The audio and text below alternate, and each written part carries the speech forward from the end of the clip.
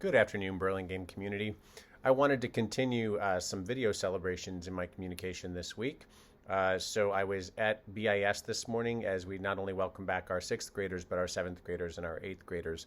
Everybody did a fantastic job. It was high energy. People were excited to be back. And it was very well organized and very well executed. So kudos to Principal Scott and all of the staff at BIS.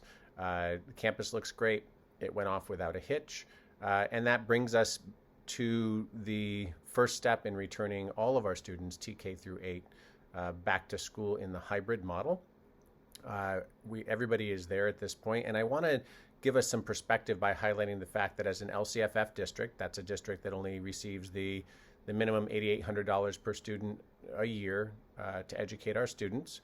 That's versus a basic aid district, which, for example, like some of our neighbors receive between $18,000 and $20,000, or even as much as $30,000 for basic aid districts per student. It's a huge difference. We are the first LCFF district that is started back and that is completely back, TK through 8, in the county. We were one of the first in the region, and actually even statewide to the amount that we've done. And so watching the students come back this morning, it really brought that home.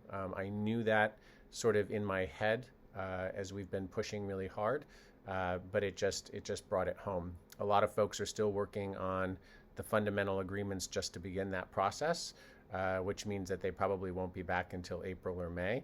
And here we are welcoming back now all of our TK through 8th graders. So I'm so pleased and proud of the community, of the teachers and of the principals and professional staff that have gotten us here. So thank you, and know that I'm thinking of all of you. I also wanted to point out that vaccines are continuing apace. As of this Sunday, the majority of adults will have been offered an appointment for their first vaccination, which means that within the next 4 weeks after this week, folks will be going back for their second. If we add the 2 weeks for full efficacy for the second vaccination to take effect, that puts us right around spring break.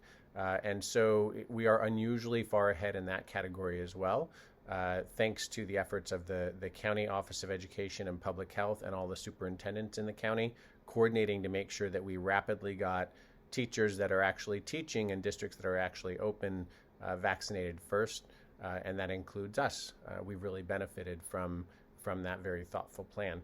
So that's great news for the community. I would remind all of us that even as the adults in the district and in the community get vaccinated, mask wearing is still required, as are all the health and safety protocols that are currently called out by the county. So those will not change, and that includes our testing protocol. Adults will still need to test every week until that requirement changes, and we continue to provide student testing biweekly on a voluntary basis. Which brings me to my next celebration. Lots to celebrate this week. And that celebration is another celebration of our community efforts, PTAs, PTA parents, Dr. Shaw, her husband Neil, Amanda, all of you that have been working on making sure that we have free and available testing to all of our students and they're at the school site. This effort needs to continue, and I would actually ask that folks really make an effort to expand it. So it turns out that you can pick up your student test kit on Monday to return on Tuesdays, our testing Tuesdays, every other week, and that you can actually have your learner spit into the test tube the night before. So maybe before they brush their teeth and they go to bed, they can fill the test kit, and that test kit is still valid the next morning. Dr. Shaw was able to find that out. So hopefully that prevents having to run around and remember on a Tuesday morning as you're getting ready for school. Have it all ready to go, drop it off as you walk into school. Turns out we can't pass them out in classrooms. We can't stuff them into backpacks, so we really do need folks to remember to pick up their kits and drop them off, and we want to get our testing numbers up for our student population. But that's another point of celebration, because it turns out that as we continue our testing of adults and students, we've been super fortunate in that it's been weeks since we've had a positive test result in Burlingame. So we've still continued to do very well. It's a testament to our staff and to our community, but it's also a testament to the extensive protocols that we've put into place that people were so concerned about. It turns out that what we put into place was strong, that it's working, and that we can actually see that in the data. So that's excellent. I've also had a lot of questions about what can we do to help the district, and I'm going to call out something very specific that we need help on. We need substitute teachers, we need paraeducators, also called aides, and we need some noon duty supervisors, particularly for next year. So if you are a parent that would like to mirror your child's schedule so you can earn some money, participate in your local school community, as well as provide a really valuable service, it would be huge. We need substitutes immediately. And if you have a bachelor's degree, our HR department can get you on our list as a sub and get you subbing right away, but we desperately need substitutes in the district. We also need aides and those noon duty supervisors for next year. So in today's message, you'll see a link if you're interested in working with the district. Like I said, earning a little extra money, but more importantly, contributing to the success of the schools this year and next year. Please consider whether you're interested in substituting or being an aide or a noon duty supervisor. The other big question I'm getting is, what's going to happen next year? What's the future of return to regular school? Well, regular school is not going to look regular for a while, even next year. We're probably still going to be following some of the health and safety protocols, particularly masking and hand washing and sanitation.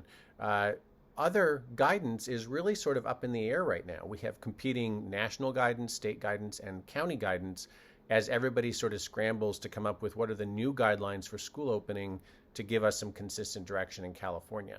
I am really pleased to announce that with the current guidance, we are at the maximum opening that we are permitted due to the current health and safety protocols. As soon as we get new guidance, we will be revising that and seeing what else is possible, particularly given that it looks like a large number of our adults will be fully vaccinated, like I said, by spring break. However, we have to wait for the county and the state to catch up with us and to also reconcile what their guidance is going to be as compared to the CDC. Now, that's all good news, especially when combined with the fact that San Mateo County continues to improve in its transmission of COVID. We are still in the red this week. However, our adjusted case rate is only 0.1% from going into the orange, and the other two indicators are already there. So we continue to progress really well, but to keep that progress going, we need to continue to make sure that folks get tested, and we need to make sure that we're following the health and safety protocols. So an awful lot to celebrate. And of course, we were also thinking that we've really got a handle on our fiscal issues for the next couple of years so that we can do some thorough and thoughtful planning. So things are looking up. Things are feeling positive. They're looking positive, and it's due to everybody's efforts. So thank you. Have a great week, and welcome back to BIS.